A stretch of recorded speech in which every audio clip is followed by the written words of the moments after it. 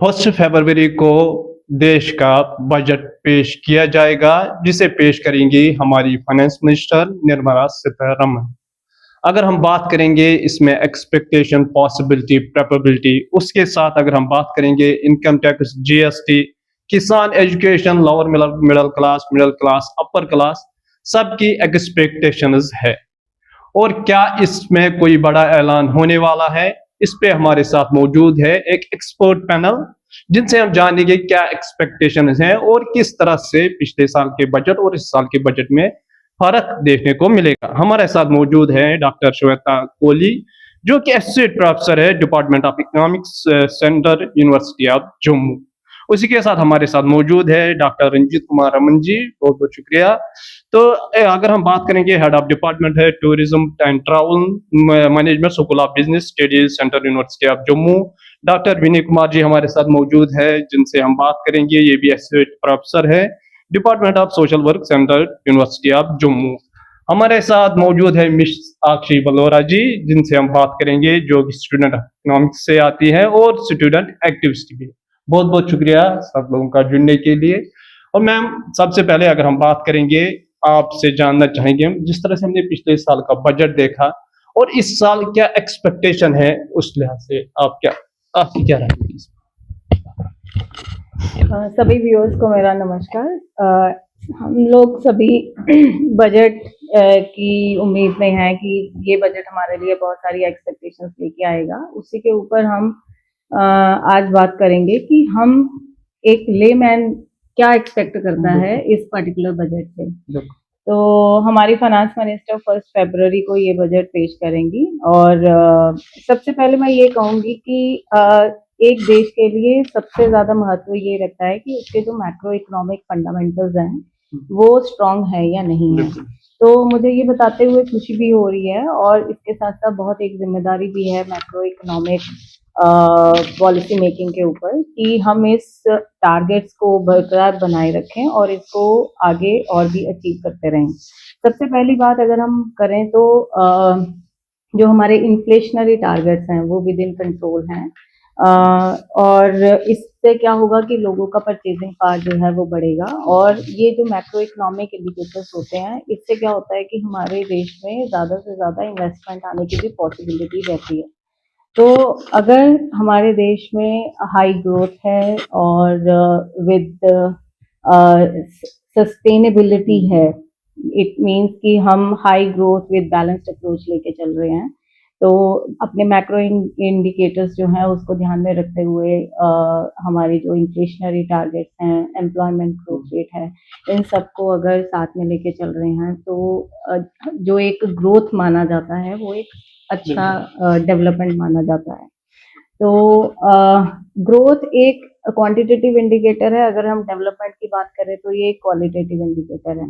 तो हमें सिर्फ ग्रोथ नहीं देखना है, क्योंकि with the passage of time जो हम बात कर रहे हैं डेवलपमेंट की, इंक्लूसिव डेवलपमेंट की, होलिस्टिक डेवलपमेंट की, जेंडर इक्विटी की, मोर ओवर आज की टाइम पे हमें फोकस करने की ज़रूरत है सस्टेनेबल डेवलपमेंट गोल्स के ऊपर। तो गवर्नमेंट ने इन सारी चीज़ों को ध्यान में रखते हुए बहुत सारी पॉलिसीज़ बनाई भी हैं और सबसे ज़्यादा मैटर ये करता है कि जो पॉलिसीज़ बनाई गई पीछे भी और जो पॉलिसीज़ आगे भी बनाई जाएंगी, उन पॉलिसीज़ से जो रियली जिनको इसका बेनिफिट मिलना चाहिए, उनको वो बेनिफिट मिल भी रहा है या नहीं। It means effective implementation of the policies which government has implemented, that is very much needed. Along with the macroeconomic indicators, the policy framework and the benefits to the individuals at large. So that is more important. So what I can say at this point in time is that what we can accept is what we can expect from this budget is one, that there should be a balanced approach of the government towards the development indicators. Infrastructural development के ऊपर focus हमें लगता है कि होना चाहिए।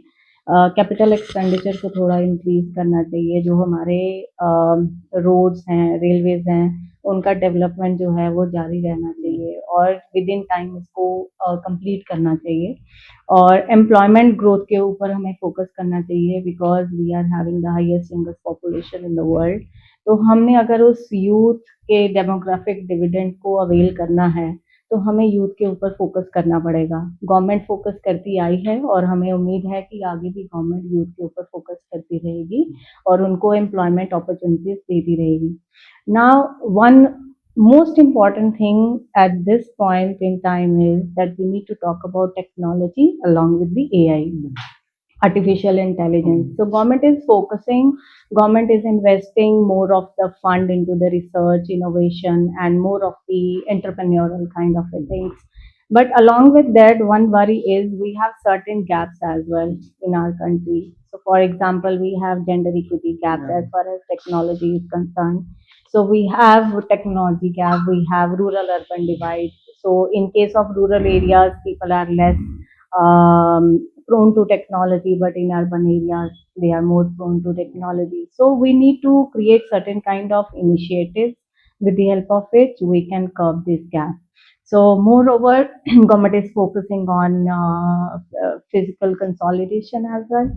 So we are trying to increase our revenues along with the expenditures, so that we can have a controlled fiscal deficit target. So government has fixed this target up to 4.4% of GDP. So I hope that government will achieve this target, because in the past as well, government has taken certain initiatives with the help of which they have increased their revenues and they have achieved the targets of. And finance minister is expecting that she will achieve this target by March 2026 of ma'am this we year will of get fiscal back to deficit. you। तो Yes. आप जी पहले हम यहाँ से जानेंगे doctor Vineet sir से कि climate change हो के थ्रेट बन चुकी है यहाँ, तो उस पे आप कैसे देखते हो, क्या एक्सपेक्ट करते हो? जी, धन्यवाद।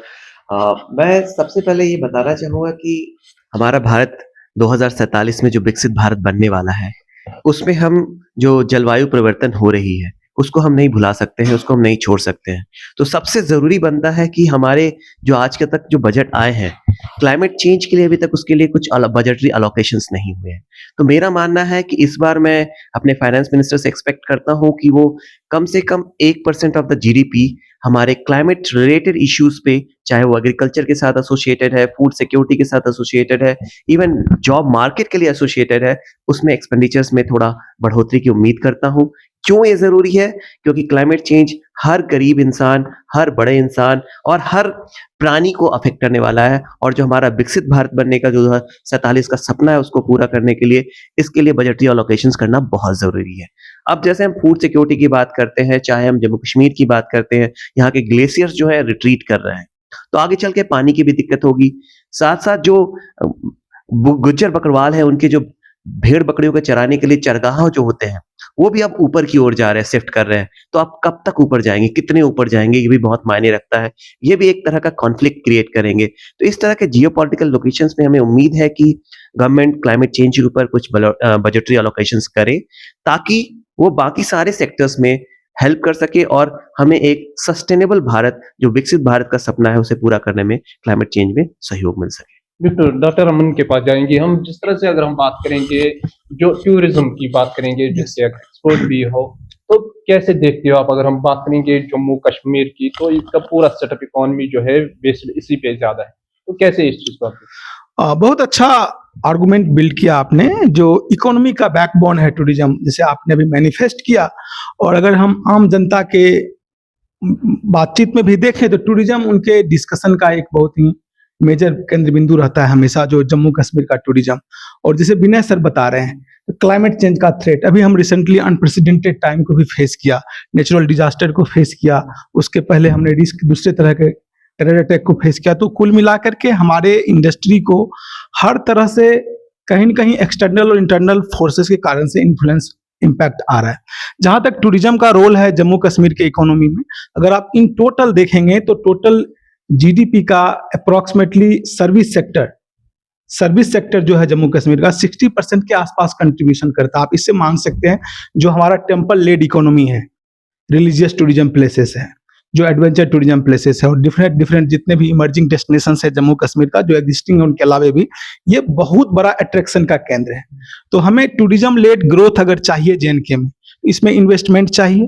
दूसरी, क्लाइमेट चेंज के कारण से, डिजास्टर के कारण से जितने भी हमारे माइक्रो एंटरप्राइज है, जिसको हम बेसिकली बोलते हैं ग्रास रूट एंटरप्राइजेज, आप समझ सकते हैं पोनी वाला होता है, बहुत सारे जो है सो आपके जम्मू कश्मीर में, जो कश्मीर में बहुत सारे ऐसे एंटरप्राइज है जो माइक्रो एंटरप्राइज है और उसको उससे एक लेवल और थोड़ा और भी माइक्रो लेंस से देखेंगे तो उसको हम नैनो एंटरप्राइज बोल सकते हैं।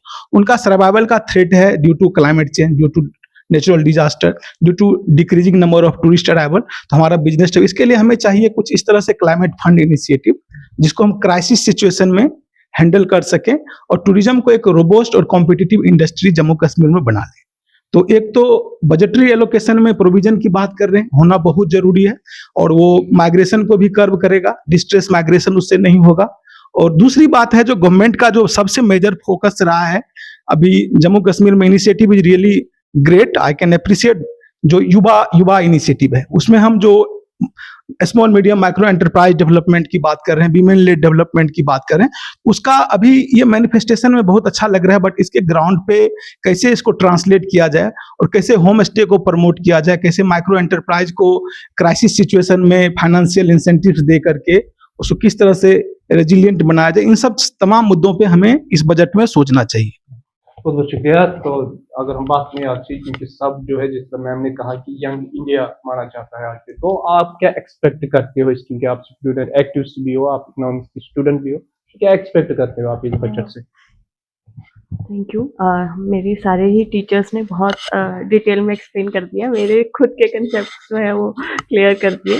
तो बीइंग अ स्टूडेंट को हमेशा, हम लोग एजुकेशन से बिलोंग करते हैं, हम लोगों को कहीं ना कहीं एक्सपेक्टेशन होती है कि हमारी एजुकेशन की जो क्वालिटी है वो इम्प्रूव हो, because infrastructure development side by side हम लोग चाहते हैं कि डेवलप हो, लेकिन एजुकेशन पार्ट हमारा जो है, अगर हम as compare to western world compare करें तो क्वालिटी एजुकेशन के ऊपर इस बार फोकस करे गवर्नमेंट, ये हम लोगों की एक्सपेक्टेशंस है। जैसे हम एक्सपेक्ट करते हैं कि 8% तक जीडीपी का जो है वो एजुकेशन सेक्टर पे जो है स्पेंड करे, क्योंकि अभी भी हमारी कंट्री में स्पेशली प्राइमरी एजुकेशन भी हमारी कंट्री में बहुत सारी स्टेट्स ऐसी हैं, बहुत सारी रूरल एरियाज या विलेजेस ऐसे हैं जहाँ पर अभी प्राइमरी एजुकेशन का लेवल भी बहुत खराब है और जो बेसिक इंफ्रास्ट्रक्चर अगर हम उस लेवल पे भी बात करें तो वो भी नहीं है।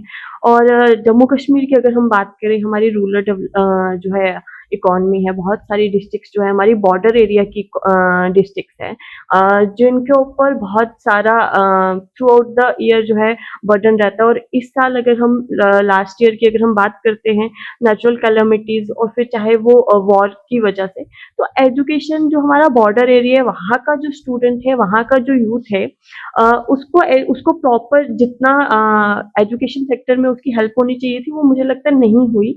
और उसके रिजल्ट भी कहीं ना कहीं अभी जो हमारा स्टेट बोर्ड का रिजल्ट आया उसमें वो मार्जिन हमें दिखे भी। तो एक तो जम्मू कश्मीर के पर्सपेक्टिव से अगर हम बात करें तो जो हमारे यहाँ पे एक स्कीम शुरू की थी गवर्नमेंट ने मोबाइल स्टडी वैन्स की, तो उसकी implementation part is very weak. जो हमारे रूरल गद्दी सीपी या बकरवाल जो हमारी कम्युनिटी है उनके लिए स्पेशली वो जो रूरल मोबाइल वैन जो है स्टडी वैन शुरू की थी, उसको एक बार दोबारा से इनिशिएट करते हुए और जो हमारी ऑनलाइन लर्निंग है उसके लिए भी थोड़े प्रयास जम्मू कश्मीर में गवर्नमेंट को करने चाहिए।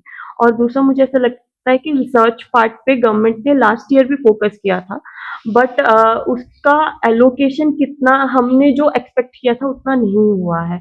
अब हमारे सामने एनईपी पॉलिसी अगर हम बात करते हैं उसमें clearly 4th year is for research purpose, जिसको हम वेलकम करते हैं, बट एक्चुअली में जब हम लोग उसका इम्प्लीमेंटेशन पार्ट देखते हैं थ्रू आउट द कंट्री और specially in Jammu and Kashmir, वो बहुत वीक है, क्योंकि अभी तक जो है कॉलेजेस को ही क्लियर नहीं है कि उनको रिसर्च कौन से लेवल पे कराना है और किस तरह से उसका फ्रेमवर्क रहेगा।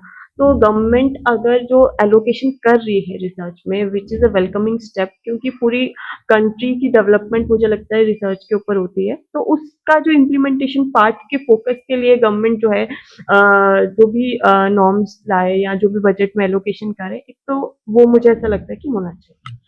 तो मैम मैम अगर हम बात करेंगे जिस तरह से आम लोगों पे ये बजट कितना असर करता है और आम लोगों को कैसे समझाएंगे कि किस तरह से बजट किया जाता है, क्योंकि बहुत सारा कंफ्यूजन रहता है इसका कि बजट कैसे बनता है। और दूसरी चीज इसके साथ ऐड करना चाहूंगा कि जो सेंटर और स्टेट का शेयर कैसे पिछले साल रहा है और इस साल किस तरह का आप एक्सपेक्ट करते हैं। इन सवालों के जवाब मैं दूंगी, लेकिन पहले जो जी, अक्षी ने कहा उसके संदर्भ में मैं कुछ कहना चाहूंगी। मुझे लगता है कि हमें थोड़े अपने जो प्रोसीजर्स हैं, अगर एजुकेशन पॉलिसी की भी बात करें और उसके इम्प्लीमेंटेशन की भी बात करें, उसमें हमें कुछ सर्टेन प्रोसीजर्स को सिंप्लीफाई भी करना चाहिए और टीचर्स के ऊपर थोड़ा जो नॉन टीचिंग वर्क है वो थोड़ा कम करना चाहिए, क्योंकि टीचर जो होता है वो नॉन टीचिंग वर्क में इतना इन्वॉल्व रहता है, उसको टाइम ही नहीं मिलता कि वो अपना टीचिंग वाला काम भी पूरा कर पाए। तो टीचर को जब आप टाइम नहीं दोगे पढ़ने का, तो how you can expect that you will have better research outcome.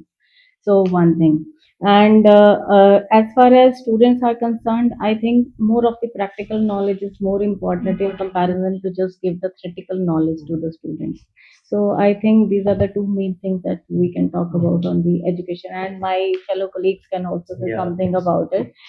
I guess they will definitely speak something about it uh, when education part will come on their side.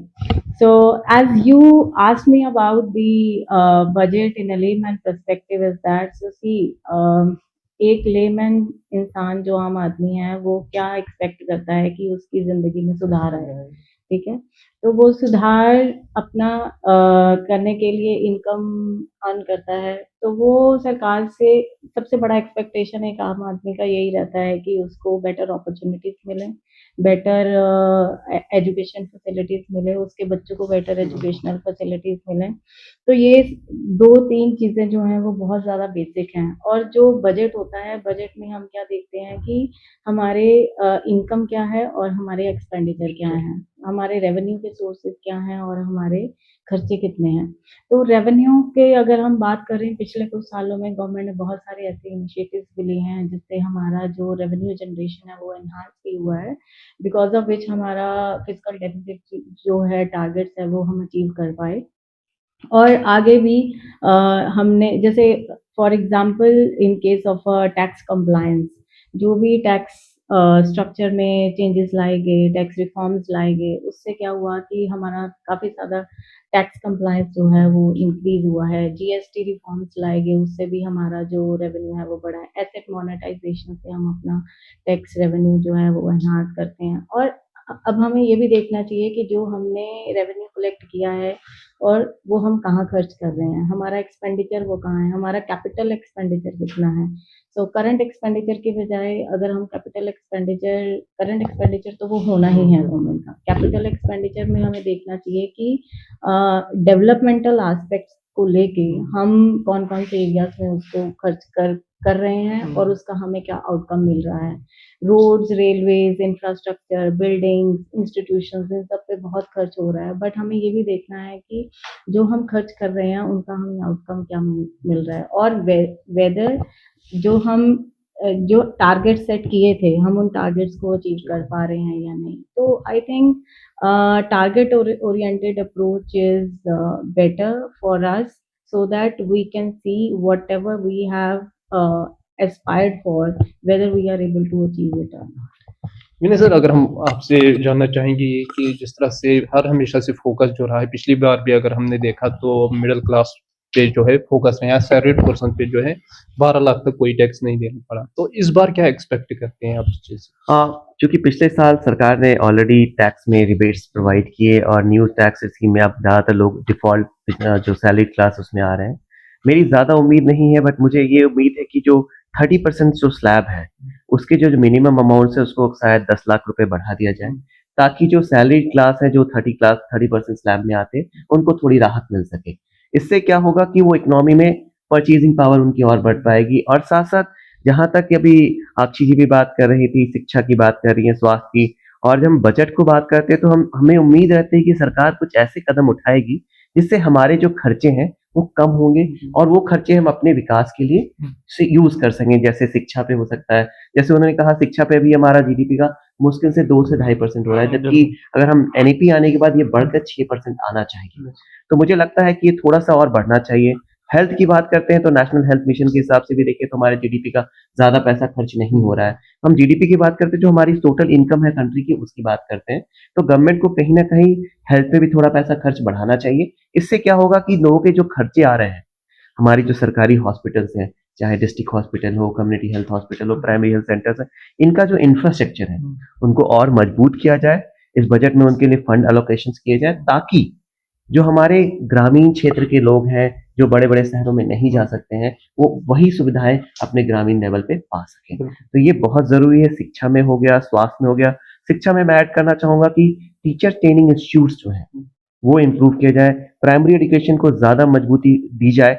ऐसे reports भी हम देखते हैं कि प्राइमरी एजुकेशन की हमारे यहाँ अच्छी बिल्डिंग्स नहीं होते हैं, इंफ्रास्ट्रक्चर की कमी होती है, तो कहीं ना कहीं छात्रों को, और हमारी नींव अगर मजबूत हो जाएगी तो मुझे लगता है कि हमारा विकसित भारत का सपना दूर नहीं है।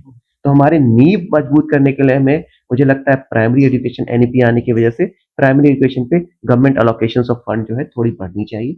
वो जब बढ़ेगी तो मुझे लगता है कि आगे हमारी स्थिति हायर एजुकेशन और सेकेंडरी एजुकेशन में बढ़ेगी। तो ये शिक्षा हो गया, ये स्वास्थ्य हो गया। तीसरा सबसे इंपॉर्टेंट होता है कि इंसान चाहता है कि उसके जो अनाज वो खाता है, फूड सिक्योरिटी। तो अनाज पे जो जीएसटी लास्ट ईयर गवर्नमेंट ने बहुत सारी चीजों पे जीएसटी कम किया है। मुझे लगता है कि इस बजट में कुछ और रिफॉर्म्स के लिए प्रेरणा स्रोत बनेंगे वो, ताकि एक आम इंसान की परचेजिंग पावर बढ़े। तो अनाज जो खाता है उसमें थोड़ी सी टैक्सेस की कमी की जाए, जो जीएसटी लगाए गए। तो मुझे लगता है ये सारी छोटी छोटी चीजें हेल्थ पे, शिक्षा पे और अनाज पे, जैसे हम रोटी कपड़ा मकान की बात करते हैं, तो गवर्नमेंट के ये जैसे पोषण स्कीम है, आईसीडीएस की फंडिंग बढ़ाई जाए, वो बहुत जरूरी है, क्योंकि प्राइमरी इंडिया की सबसे बड़ी फ्लैगशिप स्कीम है। तो इसमें सप्लाई स्कीम्स आते हैं, पोषण, गवर्नमेंट की पोषण, प्राइम मिनिस्टर जी ने पोषण स्कीम लागू किया, बहुत अच्छा कार्यक्रम है। तो कहीं ना कहीं सोशल सेक्टर पे अगर देखा जाए तो बजट का अराउंड 30 से 40% रुपए भारत सरकार देती है। तो मुझे लगता है ये अब जिस परिस्थिति में हमारा भारत है, युवा है, हमारी डिविडेंड है, ह्यूमन डिविडेंड है, तो कहीं ना कहीं सोशल सेक्टर में इसको बढ़ाकर 50% करना चाहिए, ताकि जो बुजुर्ग है, जैसे हमारी बुजुर्ग की पॉपुलेशन बढ़ रही है, तो उनका जो ओल्ड एज पेंशन है वो 200 से 500 से 1000 के बीच में है। तो इन्फ्लेशन के हिसाब से वो भी कहीं ना कहीं उनको विधवा पेंशन, बुजुर्गों के लिए पेंशन बढ़ानी चाहिए। तो कहीं ना कहीं अगर सरकार अपनी जनता की वेलफेयर के लिए पैसे थोड़ा सा इन्वेस्टमेंट इस तरफ लाएगी, तो मुझे लगता है कि जनता की जो आशाएं है सरकार से वो और पूर्ण होगी और मजबूती प्रदान करेगी हमारे देश को आगे बढ़ने में। अच्छा सर, अगर हम बात करेंगे एमएसएमई, जिससे आप इससे पहले बात कर रहे थे, तो क्या आपको लग रहा है एमएसएमई और जो ये हमारे बड़े बिजनेस है उन पे क्या इस बार एक्सपेक्टेशन, और खासकर जम्मू कश्मीर के संदर्भ में? देखिए, अगर हम एक्सपेक्टेशन को सच में अगर हम चाहते हैं, एक्सपेक्टेशन हमारा कुछ भी हो सकता है सरकार से, और गवर्नमेंट खुद ही बोलती है इंडिया के लोगों को आप एस्पायरेशनल सिटीजन बन जाइए। क्योंकि अगर पिछले साल की बजट की हम बात करें तो पूरा बजट का जो ब्लूप्रिंट है वो किसके हिसाब से बनाया गया था? विकसित भारत 2047 के हिसाब से बनाया हुआ था। पूरा मैंडेट ही था समावेशी विकास, विकसित भारत के एजेंडा से बनाया गया। 4 पिलर्स के अराउंड में हमारा पिछला बजट रिवॉल्व कर रहा था। कौन कौन पिलर थे? सबसे पहला जो था उसमें जो सबसे मेजर कंपोनेंट है वो है एग्रीकल्चर, दूसरा people of India. Think about this word, people of India. So government wants to invest in youth, we want to harness the power of demographic dividend of India. कैसे harness करेंगे?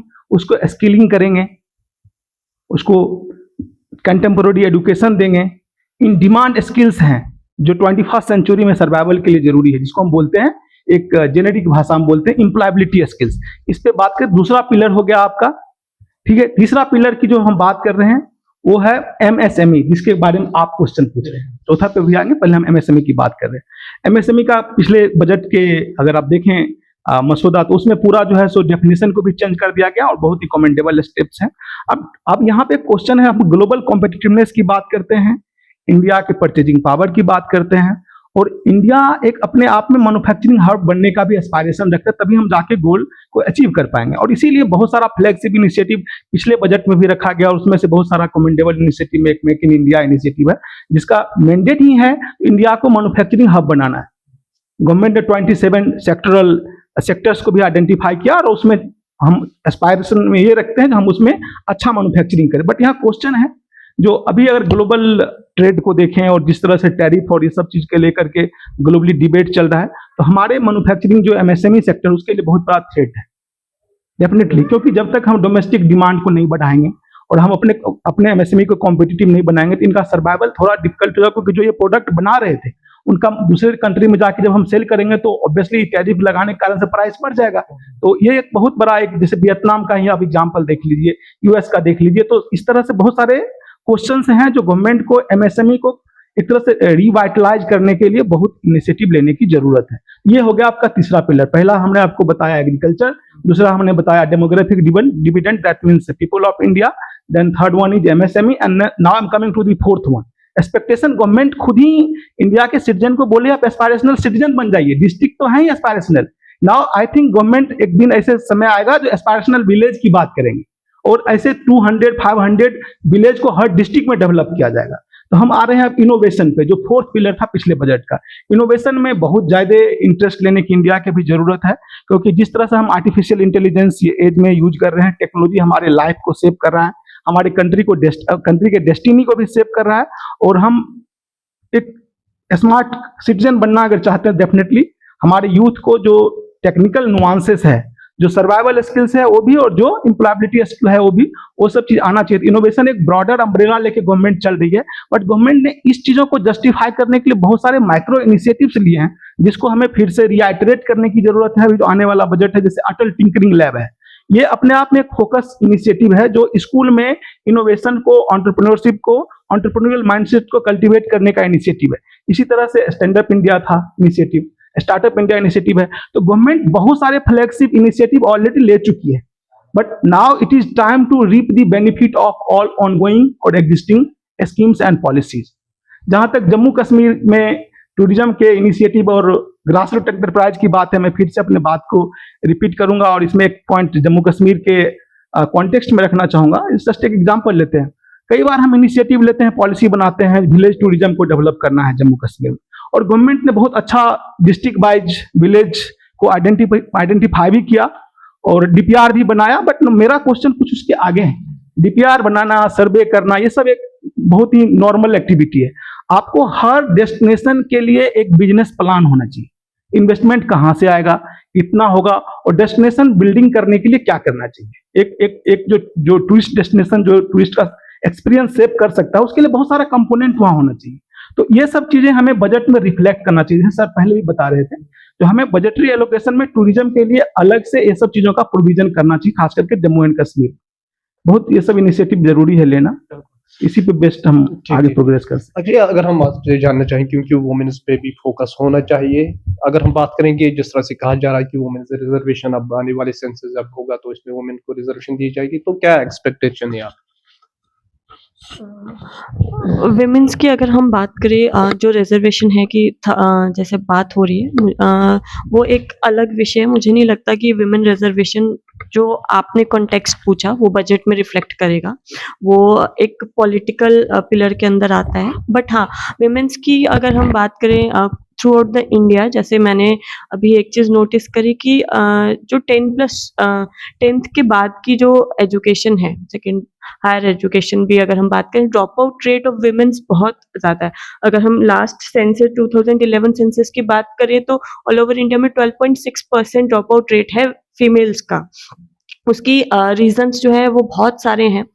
एक तो अभी हमारे सारे पैनलिस्ट ने कहा कि इंफ्रास्ट्रक्चर डेवलपमेंट की ज़रूरत है, प्राइमरी लेवल एजुकेशन में भी और हायर लेवल एजुकेशन में भी, क्योंकि इंफ्रास्ट्रक्चर वैसा नहीं है जो एक ऐसा एटमॉस्फेयर फीमेल को दे पाए। बहुत सारे ऐसे डिस्ट्रिक्ट्स हैं जहाँ पे अभी जो है बेसिक अपने फंडामेंटल जो इंफ्रास्ट्रक्चर है वो भी अवेलेबल नहीं है। वॉशरूम्स की अगर हम बात करें, हाइजीन वॉशरूम्स नहीं होते, ये भी एक बहुत बड़ा रीज़न है। और दूसरा, अगर हम ड्रॉप आउट रेट का एक बहुत बड़ा कारण है कि जो डिस्टेंस है एरिया का, हमारे यहाँ पे जो ज्योग्राफिकल अगर हम कंडीशन की बात करें इंडिया की, तो बहुत डिफरेंट ज्योग्राफी है। और जम्मू कश्मीर की भी अगर हम बात करें तो इट्स अ हिली एरिया, और बहुत दूर दूर जा करके जो है एजुकेशन लेनी पड़ती है। जैसे अगर हम हायर एजुकेशन की बात करें in context of Jammu Kashmir, किसी को मास्टर्स करनी है तो भद्रवा के बच्चे को जम्मू आना पड़ेगा, क्योंकि ऑफ साइट कैंपसेस गवर्नमेंट ने ऑब्वियसली यहाँ पे खोले हैं, बट वहाँ पे उनकी कैपेसिटी उतनी नहीं है कि उस एरिया के या उस रीजन के जो स्टूडेंट्स हैं वो भी वहाँ पे प्रॉपर एजुकेशन ले सके। तो एक तो ये है कि जो ड्रॉप आउट रेट हमारा कम हो रहा है, उसको लेकर के बजट में कुछ प्रॉपर जो है एक फंड होना चाहिए कि किस तरह से, और उसके साथ कुछ स्टेप्स या प्रोसीजर, जैसे मैम ने भी कहा कि हर एक चीज़ के लिए एक स्टेप्स या प्रोसीजर होते हैं, वो होने चाहिए। और दूसरा मैंने देखा कि अभी रिसेंटली एक स्टडी आई थी, मुझे याद नहीं है कि इकोनॉमिक टाइम्स ने भी उसको किया था, और उसमें ये था कि अनीमिक जो है विमेन्स बहुत ज़्यादा है इंडिया में। तो जैसे हमारे यहाँ पे पहले जो है पोलियो ड्राइव्स चली हैं, या पोषण स्कीम का भी सर ने मेंशन किया, बहुत सारे इनिशिएटिव्स गवर्नमेंट ने लिए हैं, बट एक जो चैलेंज हमारे सामने अनीमिक पेशेंट का, विमेन्स का आ रहा है, उसको लेकर के भी एक स्कीम ऐसी कि किस तरह से हम इस प्रॉब्लम को जो है वो रूट लेवल से खत्म करें, और एक पॉजिटिव जो है इसका रिजल्ट हमें मिले। तो इसके लिए भी ऐसे बहुत सारी हेल्थ इश्यूज जो है विमेन्स के अंदर प्रिवेल करते हैं, उसको लेकर के कोई एक स्कीम या एक बजट में 1% या 0.5% भी आप करेंगे, तो ऐसा एक प्रावधान जो है फीमेल्स की हेल्थ कंटेक्स्ट में होना चाहिए। और दूसरा अगर हम यूथ की भी बात करें, या अभी सभी डिस्कस कर रहे थे, तो एक बहुत इम्पोर्टेंट पॉइंट, जैसे अभी इनोवेशन की बात हो रही है, हम लोग बहुत तेज़ी से ग्रो कर रहे हैं, बट वहीं कहीं न कहीं हमारे यहाँ पे जो है साइबर सिक्योरिटी की अगर हम बात करें, साइबर क्राइम्स की अगर हम बात करें, बिकॉज़ हमारी कंट्री ने, भारत ने बहुत रैपिडली हम लोगों ने डिजिटलाइज़ेशन को जो है अडॉप्ट किया था, और बहुत अच्छी बात है। मुझे ऐसा लगता है कि इंटरनेट यूज़र्स की श्रेणी में भी हम लोग बहुत आगे हैं। तो उसको देखते हुए हमारे यहाँ पे वो डिजिटल क्राइम का थ्रेट बहुत ज़्यादा बढ़ गया, और स्पेशली यूथ में अगर हम बात करें, और जो हमारे स्कूल गोइंग स्टूडेंट्स हैं, बिकॉज़ उनके हाथ में आज मोबाइल है, उनके हाथ में पूरी दुनिया है, बट उनका यूज़ किस लेवल तक करना है, और वो कितना सेफ है, उन सब मेजर्स को लेकर के जो साइबर क्राइम्स हैं, फ्रॉड्स हैं, आजकल डिजिटल अरेस्ट जो है केसेस हमारे सामने आते हैं, और उसमें भी अगर आप एज ग्रुप देखोगे तो स्कूल्स के स्टूडेंट्स बहुत ज़्यादा हैं, कॉलेजेस के स्टूडेंट्स, और फीमेल्स का भी ऐसे विक्टिम रेट जो है वो बहुत ज़्यादा है। तो कहीं न कहीं एक बजट का 1% या 2% साइबर सिक्योरिटी, साइबर वॉरफेयर के लिए भी हमारी गवर्नमेंट को जो है वो देना पड़ेगा, बिकॉज़ ये हमारे अपकमिंग फ्यूचर जनरेशन की डिमांड भी है। और हम लोगों को अगर अपनी कंट्री को सेफ रखना है, अपने स्टूडेंट्स को या यूथ को प्रोग्रेसिव डेवलपमेंट की तरफ लेके जाना है, तो कुछ ऐसी नॉर्म्स सेट करना बहुत ज़रूरी है, जो डिजिटल वर्ल्ड में जो है हमारे स्टूडेंट्स के लिए, या हमारे जो अपकमिंग जनरेशन है उनके लिए थ्रेट ना बने।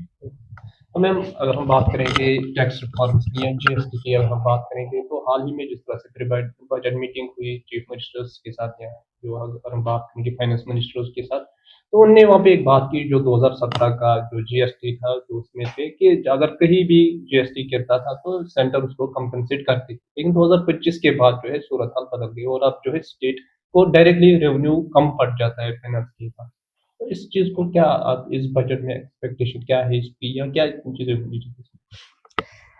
अगर हम जीएसटी की बात करें, ये बात आपकी सही है कि स्टेट्स ये एक्सपेक्ट करती हैं कि उनको ज़्यादा से ज़्यादा कंपनसेशन मिले, और ये कुछ हद तक कुछ सालों के लिए रिक्वायर्ड भी है, ताकि वो अपने आप को उस तरह से डेवलप कर पाएँ ताकि उनको ज़्यादा सपोर्ट लेने की ज़रूरत ना पड़े। बट अगर इनिशियल फेजेस की बात करें तो मुझे लगता है कि उनको कॉम्पेंसेशन और कुछ तरह की ऐसी पॉलिसीज़ बनानी चाहिए जिससे उनको भी थोड़ा रेवेन्यू जाए, ताकि वो अपने डेवलपमेंट एक्सपेंडिचर्स जो हैं वो फुलफिल कर पाएँ। अगर हम टैक्स रिफॉर्म्स की बात करें, जैसे विनय जी ने भी कहा कि पिछली बार की तरह टैक्स स्लैब्स में कोई इतना चेंज नहीं हम एक्सपेक्ट कर रहे हैं, क्योंकि जो पिछली बार का जो स्लैब स्ट्रक्चर था उसमें काफ़ी चेंज आया था, और हम यही उम्मीद कर रहे हैं कि इसमें कोई टैक्स स्लैब में इतना जो चेंज नहीं आएगा। लेकिन हमें लगता है कि जो स्टैंडर्ड डिडक्शंस थी जो पहले लास्ट ईयर 75,000 पे की गई थी, और मुझे लगता है कि शायद उसमें कुछ थोड़ी बढ़ोतरी की जाएगी। हो सकता है ये 1 लाख तक भी पहुँच सकता है कि आपको स्टैंडर्ड डिडक्शन इनकम टैक्स में मिल सके। दूसरा मुझे ये लगता है कि अगर हम टैक्स रिफॉर्म्स की बात करें तो इसमें हमें और ज़्यादा सिंप्लिफिकेशन लाने की ज़रूरत है। हमें टैक्स स्ट्रक्चर को और सिंप्लीफाई करना चाहिए। उससे क्या होगा कि एक तो लोग ईज़िली उसको फ़िल कर पाएँगे, और हमारा जो टैक्स कंप्लायंस है वो उससे और भी बढ़ेगा। जैसे कि पिछली बार लास्ट ईयर भी हमारा जो टैक्स कंप्लायंस था वो काफ़ी बड़ा था, और एक जो लिटिगेशन होता है, मतलब जो जिन लोगों का कुछ टैक्स का कोई इश्यू होता है कि वो उन्होंने नहीं भरा होता है और उनका कोई लिटिगेशन चल रहा होता है, तो उस तरह के रूल्स जो पिछली बार बनाए गए थे, उससे 33,000 जो इंडिविजुअल्स थे उनका रिकवरी हुई थी। तो मुझे लगता है कि उस तरह के रूल्स और उस तरह के प्रोसेसेस और मेथड्स और डेवलप करने चाहिए, जिससे कि हमारा और टैक्स कंप्लायंस हो सके और हमारा रेवेन्यू जनरेशन हो सके। और as far as individuals are concerned, मुझे लगता है कि जो पहले वाला ब्रैकेट है टैक्स स्लैब का, जैसे कि वो 4 लाख तक का था, मुझे लगता है कि उसमें हो सकता है कि थोड़ी बढ़ोतरी की जाए कि up to 5 lakh of income आपको नहीं देना पड़ेगा, 0% टैक्स होगा। उसमें मुझे उम्मीद है कि थोड़ी बढ़ोतरी की जा सकती है, और हो सकता है कि जैसे कि विनय जी ने भी बताया कि जो परसेंटेज है लास्ट ब्रैकेट का, उसमें हो सकता है कि 30% की बजाय थोड़ा-सा कम उसमें किया जाए, ताकि लोगों की जो परचेज़िंग पावर है, लोगों के हाथों में ज़्यादा इनकम थोड़ी-सी रहे, so that they can also demand and they can also go for more of the consumption. दूसरी एक बात मैं और आपको कहना चाहूँगी कि जैसे कि हम इंटरनेशनल जियोपॉलिटिकल सिचुएशन की भी बात करते हैं, जैसे कि विनय जी और रमन जी ने भी बताया, क्योंकि हम ज़्यादा से ज़्यादा आज की डेट में एंटरप्रेन्योरशिप और इनोवेशन की बात करते हैं, ठीक है? और हम चाहते हैं कि जो हमारा बिज़नेस है वो एक्सपैंड करे, not only within our country, हम एक्सपोर्ट्स को भी इंक्रीज़ करने की कोशिश कर रहे हैं। बट अगर हम जियोपॉलिटिकल और पॉलिटिकल लेवल पे सिचुएशन देखेंगे तो वो ऐसी है कि जैसे कि यूएस ने किया, टैरिफ्स इम्पोज़ किए और ये सब। उस चीज़ को ध्यान में रखते हुए मुझे लगता है कि इंडिया को चाहिए कि हमें इंटरनेशनल रिलेशंस और डेवलप करने चाहिए। ग्लोबल सप्लाई चेन को हमें स्ट्रेंथन करना चाहिए, और हमें ऐसे कंट्रीज़ के साथ काम करना चाहिए जिसमें हमारा ट्रस्ट हो, कि वो हमें कभी भी मतलब धोखा ना दे सकें, इन द सेंस कि जो हमारा सप्लाई चेन है वो डिस्टर्ब ना हो because of these tariff impositions, for example USA has imposed on India. So we need to explore more markets, we need to develop our trade with other nations जिसमें हमारी trust building हो, जिन countries के साथ हमारा trust हो, ताकि हमारी country का जो मैक्रो इकोनॉमिक इंडिकेटर है वो डिस्टर्ब नहीं हो, because that is very important for a country कि हम अपने मैक्रो इकोनॉमिक इंडिकेटर्स को मेंटेन रख पाएँ। तो ये सारी जो चीज़ें हैं, कॉम्पिटिटिवनेस की रमन जी ने बात करी, तो that is a very important thing that we need to focus on, कि हमें कॉम्पिटिटिवनेस पे, कॉम्पिटिशन पॉलिसी और कॉम्पिटिटिव इंडिकेटर्स ऐसे बनाने चाहिए जिससे कि जो हमारी इंडस्ट्री है और डेवलप हो सके। बड़ी खुशी की बात है कि आज की डेट में जो सरकार है वो एमएसएमईज़ पे भी फोकस कर रही है, क्योंकि अगर हम एग्रीकल्चर के बाद देखें तो एमएसएमई ही ऐसा एक सेक्टर है जो कि 45% उसका कंट्रीब्यूशन है। तो इस चीज़ को बरकरार रखते हुए, लोगों के स्टैंडर्ड ऑफ लिविंग को मेंटेन रखते हुए, इनकम जनरेशन और एम्प्लॉयमेंट जनरेशन को फोकस करते हुए, एजुकेशन और इंफ्रास्ट्रक्चर को फोकस करते हुए, मुझे लगता है कि जो चीज़ें हमने पिछले बजट में ली थी, उन चीज़ों को भी कंटिन्यू करना चाहिए, along with the another possible challenges that we are going to face in the near future. For example, gender inequity we are having, artificial intelligence, because as I already told you that we are having a technology gap, we are having a rural urban divide, we are having a skill gap, males और females का technology जो usage है उसमें भी हमारा gap है.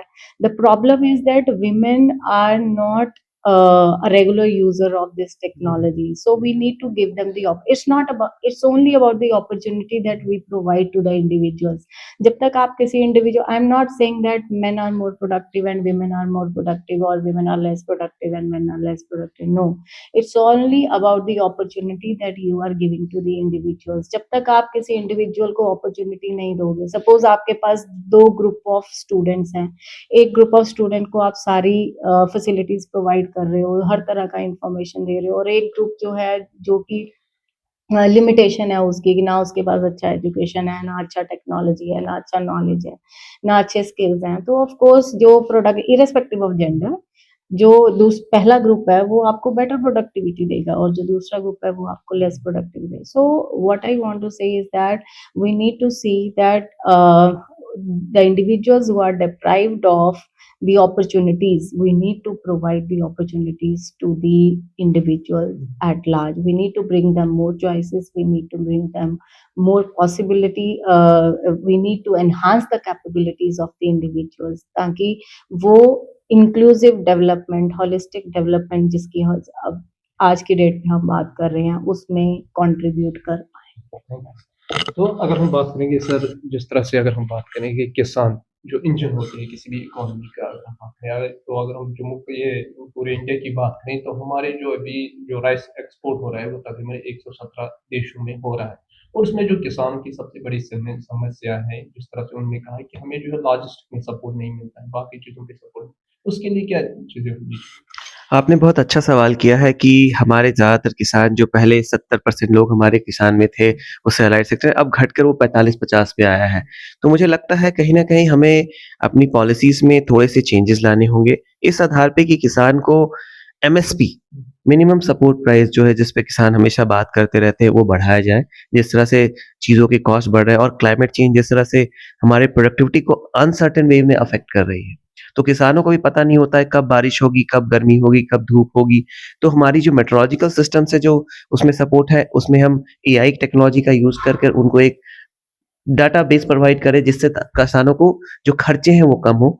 तो मुझे लगता है कहीं न कहीं, अब जैसे अभी रिसेंटली हमारे एग्रीकल्चर मिनिस्टर ने बात की कि उनको एक अच्छी क्वालिटी की सीड प्रोवाइड की जाएगी। तो मुझे लगता है ये एक बहुत ही पॉजिटिव स्टेप है। सीड के पहुँचने से उनको क्या होगा, एक अच्छी क्वालिटी की सीड मिलने से हार्वेस्टिंग बढ़ेगी, तो उनकी जो इनकम्स हैं वो बढ़ेंगी। तो मुझे लगता है कि इस बजट में हमें 2-3 चीज़ों पे और ध्यान देना चाहिए, जैसे कि पहले आपकी जी ने जो बात की महिलाओं की, मैं देखते हैं कि महिलाओं का हमारे वर्कफोर्स में पार्टिसिपेशन बढ़ा है। तो जब बढ़ा है तो महिलाओं की ज़रूरतें और पुरुषों की ज़रूरतों में बहुत अंतर है। तो मुझे लगता है बजट में कोई एक प्रोविज़न आनी चाहिए जिसमें यूनिवर्सल क्रेच सिस्टम, जहाँ-जहाँ वुमेन वर्कफोर्स काम कर रही है, जैसे टेक्सटाइल इंडस्ट्री, उन सब जगह एक यूनिवर्सल कोई क्रेच सिस्टम के लिए गवर्नमेंट को इंसेंटिव्स, टैक्स रिबेट दे कंपनीज़ को, ताकि वो मैंडेटरी क्रेच की स्थापना करें और एक स्टैंडर्ड क्रेच स्थापना करें, ताकि वुमेन को अपनी प्रोडक्टिविटी से उसमें ऐड करने के लिए मिले। तो ये मेरा दूसरा पर्सपेक्टिव ये है कि जो अभी हमारे स्टार्टअप शुरू हो रहे हैं, जैसे टैरिफ की बात हो रही थी, तो हमारे जो गवर्नमेंट ऑफ प्राइम मिनिस्टर जी की बहुत अच्छी इनिशिएटिव थी स्टार्टअप मिशन, बहुत सारे लोगों ने स्टार्टअप शुरू किया है, बट उनको सस्टेनेबल बनाने के लिए जो इंसेंटिव्स है, सपोर्ट है, वो इस बजट में उसको दिया जाए, ताकि जो हमारे सस्टेनेबल डेवलपमेंट गोल्स हैं, जो 2030 तक पूरा होने, उसके अगर हम वेरियस एस्पेक्ट्स को देखते हैं 17 गोल्स को, तो कहीं न कहीं ये हमें डिपेंडेंट से इंडिपेंडेंट बनाने की बहुत बड़ी पहल है।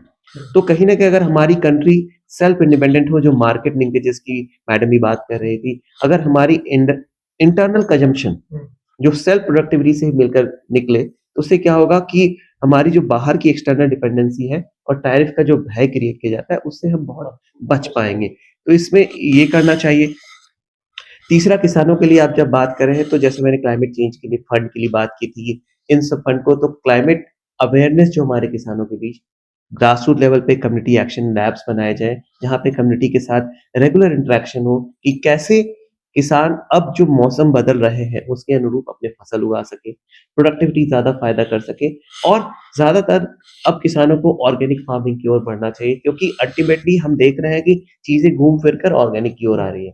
तो ऑर्गेनिक फार्मिंग के लिए गवर्नमेंट को इंसेंटिव देनी चाहिए, ताकि जो ऑर्गेनिक प्रोडक्ट्स क्रिएट हो रहे हैं उनकी कॉस्ट मार्केट हिसाब से परचेजिंग पावर बढ़े, और लोगों में जो हेल्थ, जो केमिकल युक्त फर्टिलाइजर युक्त अनाज खा रहे हैं, उससे जो हेल्थ डिटोरिएशन हो रही है, उससे वो बच पाए। तो कहीं ना कहीं ये सारे लिंकेजेस आपस में आज के जलवायु परिवर्तन, एआई, इन सबको साथ में हमें लेकर चलना पड़ेगा। तो कहीं ना कहीं मुझे लगता है ये किसानों को एक बहुत बड़ा सपोर्ट मिलेगा। तो मुझे लगता है कि गवर्नमेंट को किसानों के सपोर्ट के लिए अब एआई को एक्सेप्ट करते हुए उनके लिए इंसेंटिव्स क्रिएट करना पड़ेगा।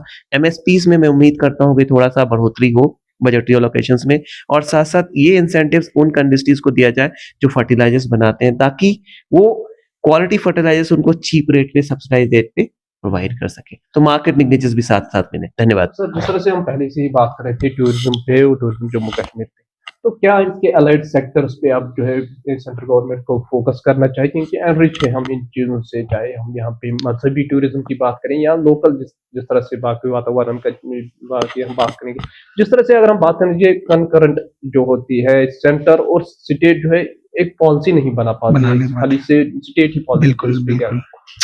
तो एक ही क्वेश्चन में 2-3 चीजों को पूछा जा रहा है, तो मैं थोड़ा सा एक डिफरेंट सेगमेंट में जवाब देना चाहूंगा। पहले हम कंकरेंट पॉलिसी को लेके आ जाते हैं। कंकरेंट वर्ड आपने यूज किया, चूंकि जो टूरिज्म है वो स्टेट का सब्जेक्ट है, और डेफिनेटली हमारे देश में एक मिनिस्ट्री डेडिकेटेड है जिसको हम बोलते हैं ministry of tourism, government of India. Tourism education के भाषा में उसको बोलते हैं national tourism organisation, NTO.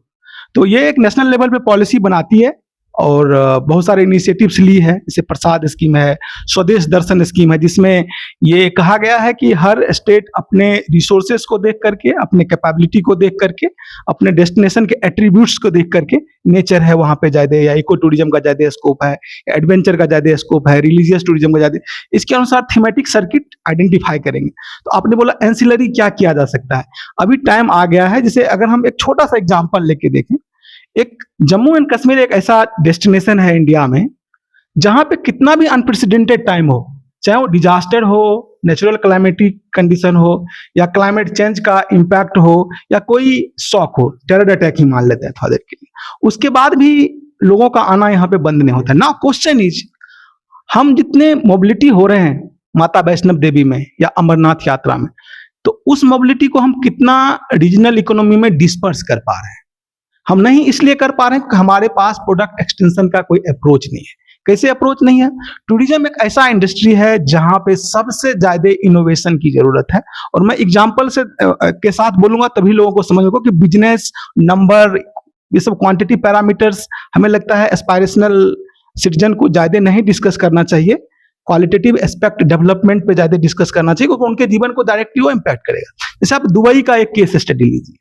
Dubai एक ऑयल एक्सपोर्टिंग कंट्री होने के बावजूद भी अपने आप को कंप्लीटली शिफ्ट कर रहा है टूरिज्म लेड इकोनॉमी, पूरा एक एक्सपीरियंस इकोनॉमी बनना चाह रहा है। क्यों बनना चाह रहा है? बहुत बड़ा क्वेश्चन है। हम ऑयल इंपोर्ट करते हैं ऐसे यूएई जैसे कंट्री से, फिर वो क्यों बनना चाह रहा है? और जहां का पूरा रिसोर्स ही टूरिज्म लेड है, जिस कंट्री को गॉड ने बनाया ही इस तरह से है, डाइवर्सिटी देखिए, ट्रेडिशन देखिए, कल्चर देखिए, हेरिटेज देखिए, लैंडस्केप देखिए, माउंटेन देखिए, हिल देखिए, हर जगह आप किसी भी नूक एंड कॉर्नर में जाइए, किसी विलेज में चले जाइए, आपको कुछ न कुछ उसका यूनिक फीचर मिल जाएगा। अगर हम जम्मू कश्मीर के पर्टिकुलरली बात करें, तो जो नंबर हमारे पास आता है रिलीजियस टूरिस्ट का, हम उसको एक्सपीरियंस देने के लिए कोई नया प्रोडक्ट डेवलपमेंट कर पा रहे हैं। जैसे मैंने बिगिनिंग में एक सिंपल सा एग्जांपल दिया, we have identified number of villages in different districts. हर डिस्ट्रिक्ट कलेक्टर्स के पास लिस्ट अवेलेबल, उन्होंने खुद डीपीआर बनाया है, बट उसका कोई बिजनेस प्लान है उनके पास? किस पर्टिकुलर माइक्रो डेस्टिनेशन में कितने रुपए का इन्वेस्टमेंट है। तो मैं तो इस बार यूटी गवर्नमेंट से, और डेफिनेटली बहुत बड़ा एक्सपेक्टेशन है, अगर आप बजट में माइक्रो इंटरवेंशन करके और हर इमर्जिंग डेस्टिनेशन के लिए एक आप अगर एलोकेशन कर देते हैं तो हमारे लिए बहुत ही अच्छा हो जाएगा। दूसरी बात है, हमारा जो इंटर रिलेटेड डेस्टिनेशंस हैं, जैसे हम कैसे एक मोबिलिटी को इकोनॉमिक कॉरिडोर में डिस्पर्स करेंगे। बहुत सारे लोग आते हैं एक रिलीजियस पर्पज से आते हैं डेफिनेटली, बट उनको अट्रैक्ट करना, दूसरे डेस्टिनेशन पे ले जाना हमारा जो बिजनेस पर्सन है, जो एंटरप्राइज है, जो यहाँ के जो टूरिज्म बिजनेसेस है, उसका काम है।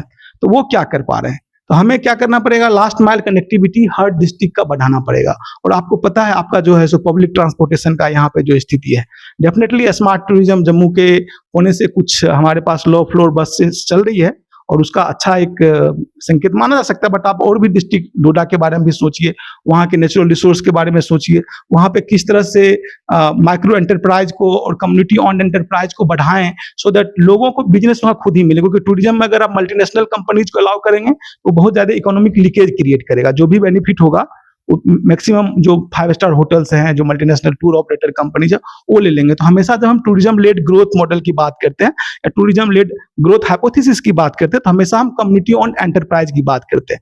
बट उनको रिवाइटलाइज करने के लिए हमें फाइनेंशियल इंसेंटिव्स और किसी न किसी से बजटरी एलोकेशन बजट में होना। गवर्नमेंट जिस स्कीम में करे वो गवर्नमेंट का अपना प्रेरोगेटिव है। डेफिनेटली हम लोग तो एस्पायरेशनल सिटीजन है, बहुत कुछ एक्सपेक्ट करते हैं। जब हमारा विजन ही है डेवलप्ड कंट्री बनना, तो obviously there are lot of aspirations. But आप देख सकते हैं टूरिज्म का इंपॉर्टेंस जेएनके के लिए कितना है। कुछ शुक्रिया सर आपसे जी। अगर हम बात करें जिस तरह से अनएम्प्लॉयमेंट का क्या आप जो है दिन ब दिन बढ़ता जा रहा है, और लॉन्ग टर्म में क्या एक्सपेक्टेशन है, जिसका प्राइवेट सेक्टर पे यहाँ पे हमारा फोकस नहीं हो रहा है, क्या इस बजट से आपसे लग रहा है कि या इस पे फोकस रहेगा?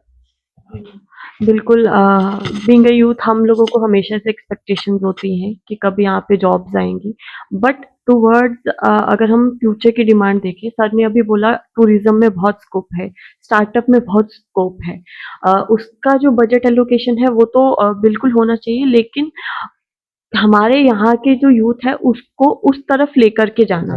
क्योंकि हमारे जम्मू कश्मीर के पर्सपेक्टिव की अगर हम बात करें तो हमारे यहाँ पे employment is only government job. तो ये जो नरेटिव या ये जो पर्सपेक्टिव यहाँ सोसाइटी में प्रिवेल कर रहा है, इसके लिए हमें बहुत सारे ऐसी स्कीम्स लानी पड़ेंगी कि अट्रैक्ट करें यूथ को कि वो एंटरप्रेन्योरशिप की तरफ जाए। नो डाउट स्टार्टअप इंडिया एक बहुत अच्छी स्कीम थी और स्टार्टअप जम्मू कश्मीर भी लॉन्च हुई थी।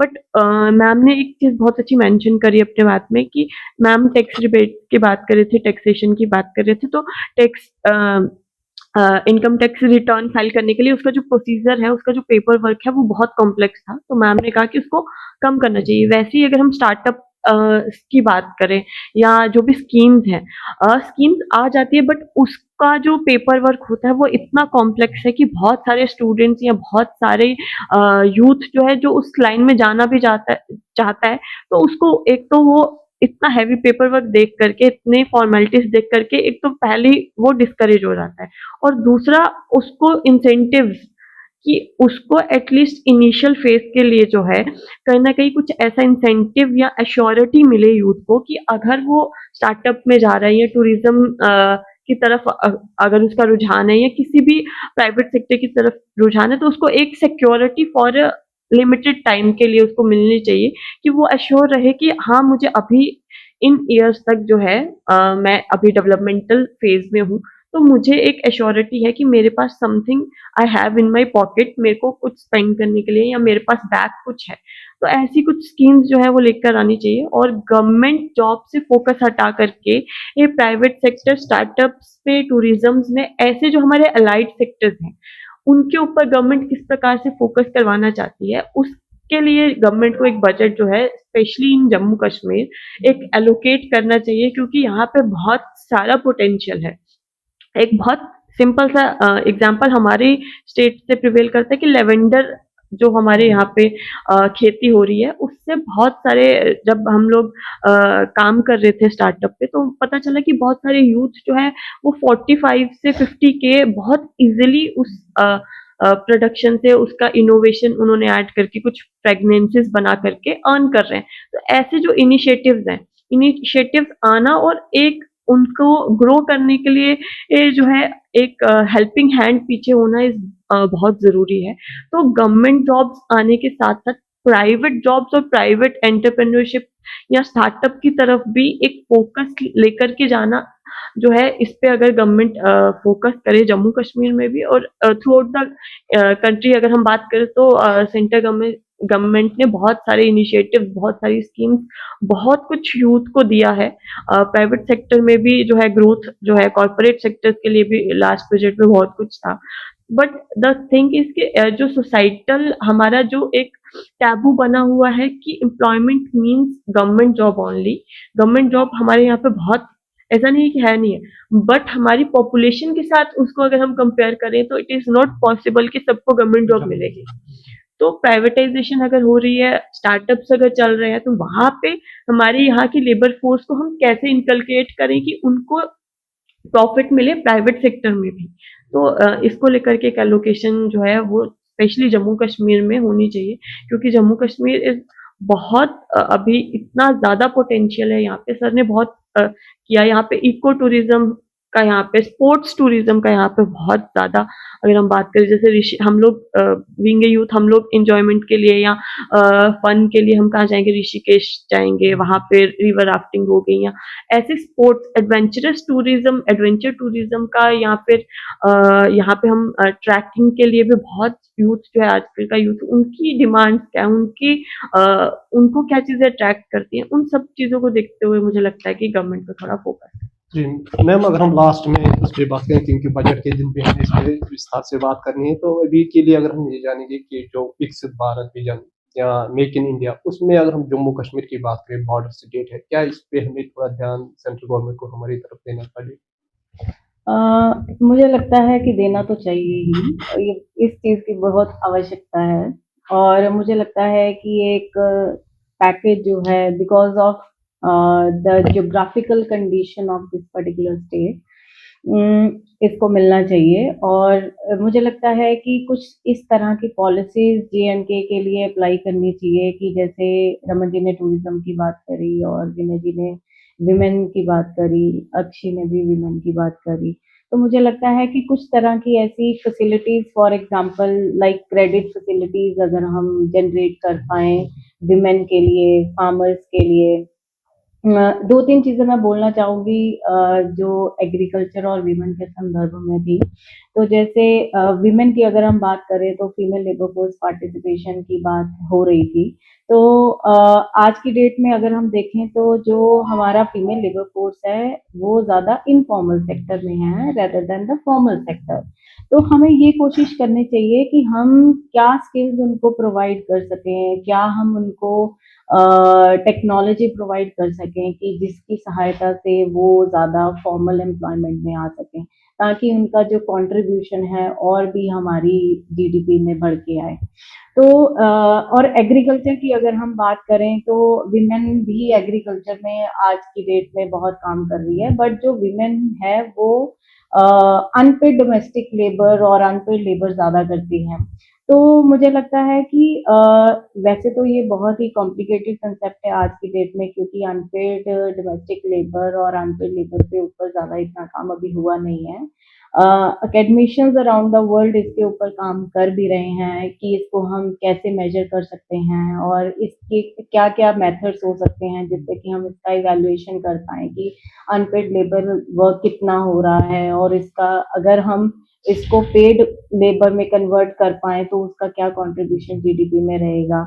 वो लेकिन बड़ी दूर की बात है। वो मैं इस पीरियड में इस चीज़ को नहीं एक्सपेक्ट करूँगी कि हम उस चीज़ पे भी फ़ोकस कर सकते हैं, क्योंकि अभी उस पे भी बहुत काम करना बाकी है। तो वो हम सोच सकते हैं आज से 10 मतलब 5, 10, 20 साल के पीरियड के दौरान कि हम उस चीज़ को भी अपनी इकोनॉमी में कंसिडर कर पाएँ। तो मुझे लगता है कि जो इस पीरियड की जो एक्सपेक्टेशन है वो ये है कि हमें टेक्नोलॉजिकल ड्रिवन सोसाइटी जो है उसको डेवलप करना है विद सर्टेन रिस्पॉन्सिबिलिटीज की, जो जैसे कि अक्षय ने क्राइम साइबर क्राइम की भी बात करी है।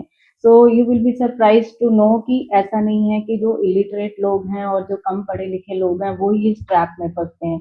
इवन की एजुकेटेड जो बहुत पढ़े लिखे भी हैं वो भी इस ट्रैप में फंस जाते हैं।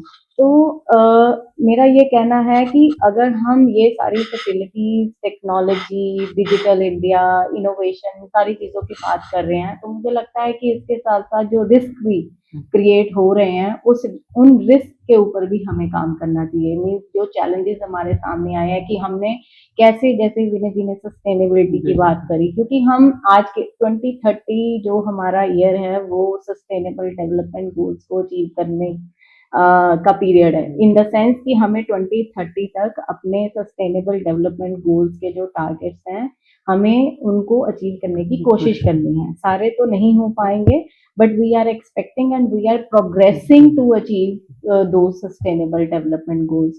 So with these words I can say that we first of all we need to become a responsible citizen, जैसे रमन जी ने एस्पिरेशनल सिटीजन की बात करी है, एस्पिरेशनल इंडियंस की बात करी है, और एक बहुत बड़ा फेमस स्टेटमेंट भी है कि don't think that what nation has given you, you need to think what you can give to the nation. तो ऐसा नहीं है कि हम सिर्फ एक्सपेक्ट ही करेंगे, मुझे लगता है कि हर भारतीय को भी अपनी तरफ से सोचना चाहिए कि भाई हम कैसे कंट्रीब्यूट कर सकते हैं अपनी सोसाइटी के लिए, और कैसे होगा, आप जब खुद को डेवलप करोगे तो आप अपनी सोसाइटी को डेवलप करोगे और आप अपने देश को डेवलप करोगे। तो सबसे बड़ी बात ये, और मुझे ये लगता है कि हर एक इंडिविजुअल जिसकी जो ड्यूटी है, चाहे वो टीचर है, चाहे वो डॉक्टर है, चाहे वो टेक्नीशियन है, अगर हर एक इंडिविजुअल अपनी ड्यूटी को सिंसियरिटी से कर लेता है तो मुझे लगता है कि बहुत बड़ा एक जो लेवल है वो हम अचीव कर लेंगे। तो ज़्यादा से ज़्यादा यही है कि हमें हम जो विकसित भारत की हम बात कर रहे हैं, it's not only that government has to do all the things all the time, we have also need to contribute towards the development projects of India. Thank you. तो इंजी, अगर हम बात करेंगे इस तरह से विकसित भारत, मैंने पहले कहा, या स्टार्टअप की बात की, स्टार्टअप इंडिया, या हम बात कर रहे हैं मेक इन इंडिया की, तो जम्मू कश्मीर और ख़ास तौर से अगर हम यहाँ के किसान, यहाँ के हॉर्टिकल्चर, उनका किस तरह से कंट्रीब्यूट होना चाहिए? जी, ये बहुत बड़ी इम्पोर्टेंट बात कही कि आपने, जैसे हम विकसित भारत की बात करते हैं और जम्मू कश्मीर हमारे भारत का एक अहम हिस्सा है और जिसको हम ताज भी कहते हैं, सर ताज हिमालय भी है हमारे यहाँ। तो मुझे लगता है कि आज के जो यहाँ के युवा वर्ग हैं और जो हॉर्टिकल्चर सेक्टर है, इसको कहीं न कहीं से गवर्नमेंट को एग्रीकल्चर सेक्टर में इंसेंटिवाइज़ करना चाहिए।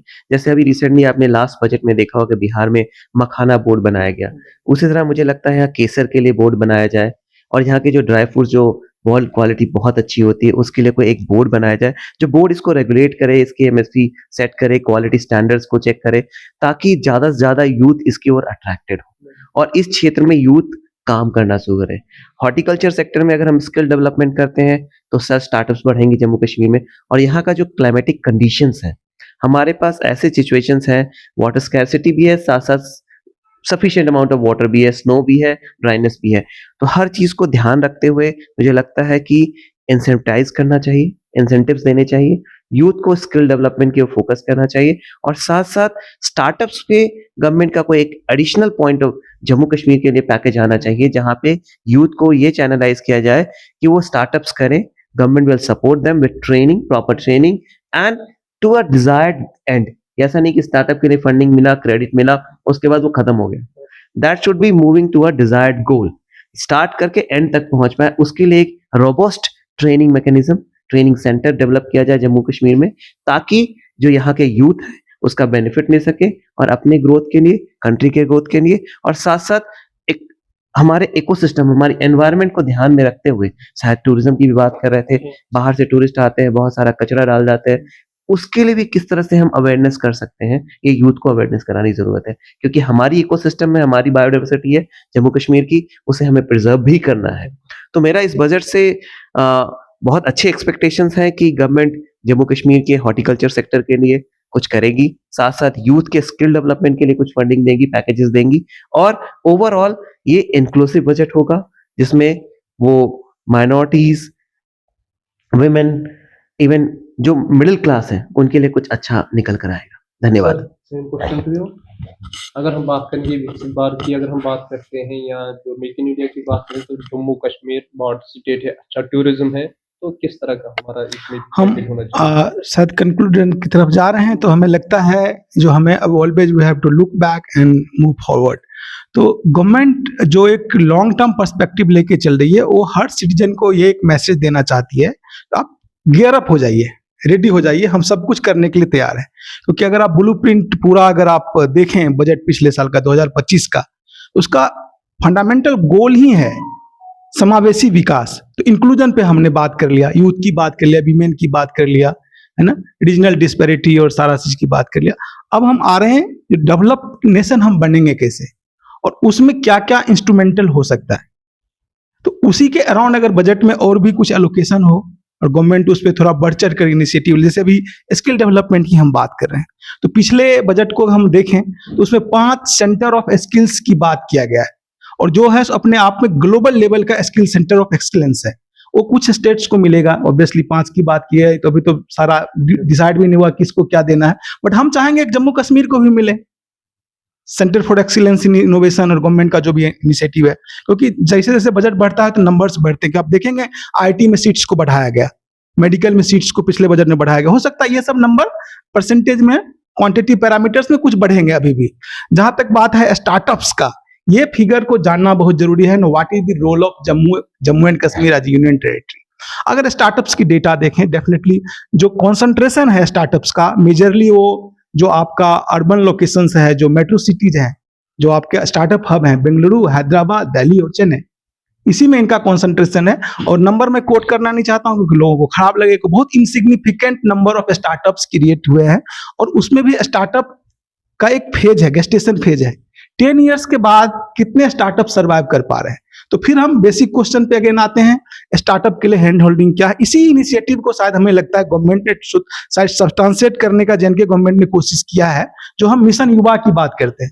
बेसिकली हम नैनो एंटरप्राइज डेवलपमेंट की बात कर रहे हैं, माइक्रो एंटरप्राइज डेवलपमेंट की बात कर रहे हैं, एसएमई की बात कर रहे हैं उसमें। तो हमें एक हैंड होल्डिंग इनिशिएटिव्स देना चाहिए, और एक स्टेट का अपना स्टेट लेड इंक्यूबेशन सेंटर होना चाहिए। Just it's not just like we are talking about fancy words startup. आप स्टार्टअप की बात कर रहे हैं, मिशन युवा की बात करें, तो आपके साथ उस तरह का स्टार्टअप इकोसिस्टम भी होना चाहिए। It's not ecosystem means you have made the policy and something is available as a PDF on website. This will not work at grassroots, at ground. You have to have the incubation center. For that आपको investment चाहिए, पैसे चाहिए। इसके लिए government या तो budgetary allocation करें, startup mindset को सच में इनकलकेट करना चाहते हैं, जम्मू एंड कश्मीर की बात कर रहे हैं, और डेफिनेटली सेंट्रल गवर्नमेंट सेंटर में है, वो हैंड होल्डिंग करने के लिए तैयार है। हो सकता है इधर से अगर आवाज उठेगी तो उधर से सारा चीज का इलाज किया जाएगा।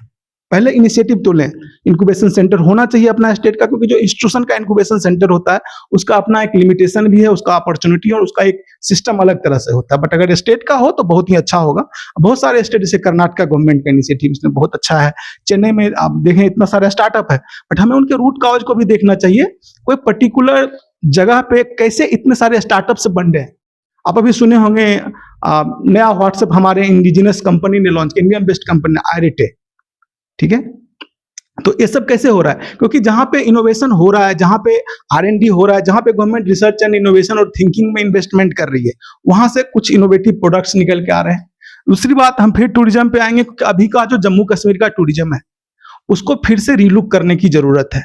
हम शायद एक तरफ बहुत number of religious tourist arrival को देखते हैं तो हमें बहुत अच्छा लगता है, पेपर में करोड़ों में नंबर पढ़ करके, बट वो क्वालिटेटिव इंप्रूवमेंट कर पा रहा है यहाँ के सस्टेनेबल लाइवलीहुड को कि नहीं, इस पर भी सोचना पड़ेगा।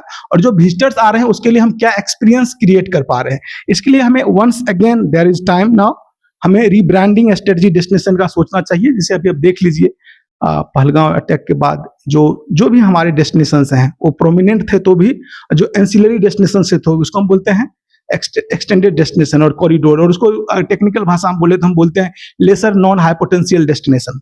तो इसको हम जब तक थोड़ा सा रीब्रांडिंग नहीं करेंगे, लोगों में फेथ बिल्डिंग नहीं करेंगे और डेस्टिनेशन इमेज को बिल्ड करने के लिए कुछ इनिशिएटिव नहीं लेंगे, तब तक हमारा काम बहुत अच्छा नहीं होगा। तो गवर्नमेंट को डिजिटल मार्केटिंग में भी थोड़ा इन्वेस्टमेंट करना चाहिए, और यूथ तो डेफिनेटली पिलर है यहाँ के। आप जितने भी लोग अभी बात करते हैं, जो हमें माइंडसेट चेंज करने की जरूरत है, we need to just change the mindset of youth. हमें जॉब सीकर्स की जगह पे जॉब क्रिएटर्स क्रिएट करना है। ये स्लोगन इतना अच्छा है, शायद बोलना में जितना आसान है क्रिएट कैसे करना है, क्योंकि जब तक हम स्किल डेवलपमेंट में रियली ग्राउंड पे नहीं इनिशिएटिव लेंगे, स्किल डेवलपमेंट नहीं होगा। जो गवर्नमेंट ने कभी इनिशिएट किया था स्किल इंडिया, ये टाइम फिर से है, क्योंकि स्किल इंडिया एक ऐसा इनिशिएटिव है गवर्नमेंट को, जब तक हम विकसित भारत बन नहीं जाते हैं तब तक छोड़ना नहीं चाहिए। तो आप हमको पूछेंगे, आप बहुत सारे इश्यू पे बात किया, एक चीज आप क्या गवर्नमेंट से एक्सपेक्ट करते हैं, तो हमें फिर से वही है, लुकिंग बैक। ओके, गवर्नमेंट ने बहुत अच्छा इनिशिएटिव लिया था स्किल इंडिया, और हमें स्किल इंडिया वाले इनिशिएटिव को और ज्यादा स्ट्रेंथन करने की जरूरत है। यही हमारा एस्पायरेशन है as a citizen also, thank है ना, एज ए पैनलिस्ट ऑल्सो। जी। Thank you. जी, आपसे जानेगा, जब हम विकसित भारत करते हैं, विकसित भारत में इंडिया, स्टार्टअप इंडिया, तो यहाँ का यूथ, जम्मू कश्मीर का यूथ, इसमें कितना उनको शेयर मिलना चाहिए? शेयर की तो मैं बात नहीं करूँगी। सारे जो हमारे पैनलिस्ट हैं, जो मेरे टीचर्स हैं, बहुत अच्छा उन्होंने एक्सप्लेन कर दिया। बट एक ही चीज़ है, जैसे हमने कहा कि विकसित भारत की तरफ अगर हमें जाना है, तो हमारे हमारे पास जो अपॉर्च्युनिटीज़ है उसको हम कैसे अवेल कर पाएँ, उसकी नॉलेज हमें होनी चाहिए। और यहाँ पे जम्मू कश्मीर के यूथ में जो एक्सपोज़र है, जो नॉलेज है, उसकी बहुत ज़्यादा कमी है। सर ने भी जैसे कहा कि स्टार्टअप्स में भी हम लोग नहीं जा रहे हैं क्योंकि हमारा माइंडसेट वैसे है। तो एक ऐसा हमारे यहाँ पे पॉलिसी इम्प्लीमेंटेशन कह लो, या फिर कोई इनिशिएटिव हमें ऐसे हम एक्सपेक्ट कर रहे हैं गवर्नमेंट से। क्योंकि जम्मू कश्मीर बजट की अगर हम बात करें, लास्ट ईयर वाला जो बजट जम्मू कश्मीर का आया था, उसमें यूथ के ऊपर जो फोकस किया था वो प्राइमरी सेक्टर के ऊपर ज़्यादा फोकस किया गया था। तो अब हम एक्सपेक्ट करते हैं कि इस साल का जो गवर्नमेंट का जो बजट आएगा, वो हायर एजुकेशन और रिसर्च ओरिएंटेड बजट जो है वो जम्मू कश्मीर का आना चाहिए। बिकॉज़ किसी भी स्टेट को या यूटी को आगे बढ़ने के लिए R&D is most important thing. क्योंकि हमें ही नहीं पता कि हमारे जम्मू कश्मीर का व्हाट इज़ द पोटेंशियल। तो जब तक हमको नहीं पता, हमारे यूथ को नहीं पता, तब तक हम लोग अपना माइंडसेट डेवलप करेंगे। तो इस बार जो स्टेट बजट है उससे यही एक्सपेक्टेशन है कि R&D की तरफ जो है वो लेकर के जाएगा यूथ को। और दूसरा, जो अगर हम सेंट्रल बजट की हम बात करें, विकसित भारत के जो 47 वाले प्लान्स हैं, उसके लिए एक जो सिलेक्शन है, बहुत सारे प्रोग्राम्स भी आने वाले हैं, बहुत सारे स्कीम्स भी आने वाली है, उसमें जम्मू कश्मीर को कितना फोकस मिलेगा। सर ने भी कहा, सभी टीचर्स ने यही कहा कि जम्मू कश्मीर को वो किस पर्सपेक्टिव में वो रखना चाहते हैं, क्या हमारी पोजीशन है। तो एक क्या एजुकेशनल हब जम्मू कश्मीर के रूप में, क्या वो जम्मू कश्मीर को एजुकेशनल हब के रूप में सेंट्रल गवर्नमेंट एस्टेब्लिश कर पाएगी, या बिजनेस हब के, वो सेंटर हम जम्मू कश्मीर को कौन से लेवल पे देखना चाहती है, तो उसके ऊपर जो है फोकस रहने वाला है। और हमारी एक्सपेक्टेशन, जैसे सर ने कहा, एस्पिरेशनल है, तो हम तो चाहते हैं कि यहाँ पे IT हब भी बने, यहाँ एजुकेशनल हब भी बने, यहाँ स्टार्टअप बिजनेस हब भी बने। Because being a human being, हमारा नेचर होता है कि जितना मिल जाए उतना कम है। तो फिलहाल तो हम चाहते हैं कि एजुकेशनल हब जो है, नॉर्थ इंडिया का सबसे बड़ा एजुकेशनल हब जो है, वो जम्मू कश्मीर जो है वो बन करके है। मैम, आपका भी यही है? अंत में मैं यही कहना चाहूँगी कि जैसे कि जो हम पिछले कुछ सालों से पॉलिसीज़ को इम्प्लीमेंट करते आ रहे हैं, और टारगेट ओरिएंटेड अप्रोच लेके हमें उन पॉलिसीज़ के ऊपर काम करना चाहिए। और आगे जो हमारे पास हमारे चैलेंजेस आ रहे हैं हमारे सामने, हमें उन चैलेंजेस को फेस करने की तैयारी कर लेनी चाहिए, और उन रिस्क को कवर करने के लिए कुछ ऐसी पॉलिसीज़ इम्प्लीमेंट करने चाहिए ताकि हम ज़्यादा से ज़्यादा हमारे सिटीज़न को बेनिफिट दे पाएँ। Thank you ma'am, thank you sir, बहुत बहुत थैंक शुक्रिया यू, जुड़ने के लिए। बहुत बहुत धन्यवाद। आप देख रहे थे प्रीवियस सेशन हमारा, और हम जो है अगली बार फिर मिलेंगे 1 फरवरी को, जिस पर दिन पे बजट पेश होगा। दिन भी आपसे इसी बात पे बात करेंगे। बहुत बहुत शुक्रिया जुड़ने के लिए। आप भी अपनी राय जो है जरूर